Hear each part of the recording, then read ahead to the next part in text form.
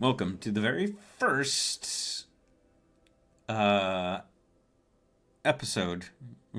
I know I did one yesterday, but it was for promotional character. This is going to revolve around, from here on out, the main book series. And the main character that we focus on in the first book, Akira Kazao, is a Blight Elf. So we're going to go over Blight Elves. All right, I'm not going to go over elves in general because there's an entire, as it explains here, there's a it'll just flow naturally. Just trust me. History of Blight Elves. There's a system of elven worlds that was set upon by dire calamities. One world had the misfortune of being beset by a plague that had devastating effects on plant life. The elves that lived on this world developed a cure, but were forced to leave as the cure made them carriers. Now that's pretty rough. Their population was reduced to like 10% of what it was after almost a billion life. It's 10%. It's still a decent number, but they had to relocate. So they're given their own aspect, and some of them live on the core, on the core aspect as well. Their society, after surviving an extinction level event, the Blight Elves, after relocating to Mourn, developed an appreciation for the arts. As such, the foundation of their people shifted toward being one of expression. Painting, writing, games, cooking, and music are all things to which they gravitate. Which I wanted to have one race on my world that was really into geekery and whatnot, and that's Blight Elves, believe it or not. Akira's parents are actually reviewers of Earthborn Media, which is kind of cool. You do get to meet them towards the end of the book, but not at the beginning of the book. The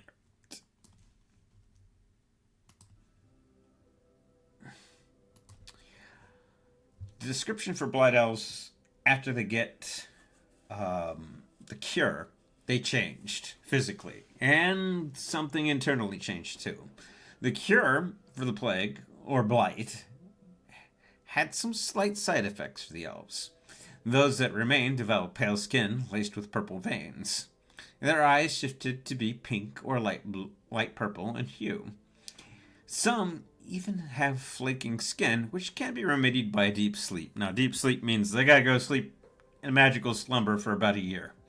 And then they can wake up and that part of the maladie's gone. They also developed a physical empathy in place of their affinity for nature.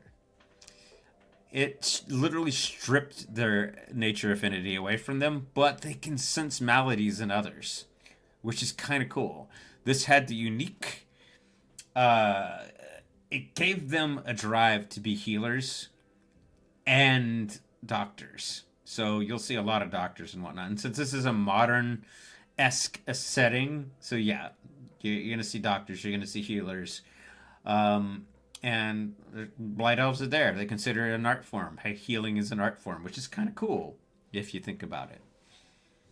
There's some Zen-esque to it. And when we come to Akira Kazao, you're going to see that there's something a little different about her, because the next thing I'm going to go over is Akira Kazao. Not in this video, but in the next video. And there's a reason I made her the first character that I focus on, because she's... A lot of writers put a lot of themselves all over the place in their work. I'm no different. But when it comes to Akira Kazao, she's literally me.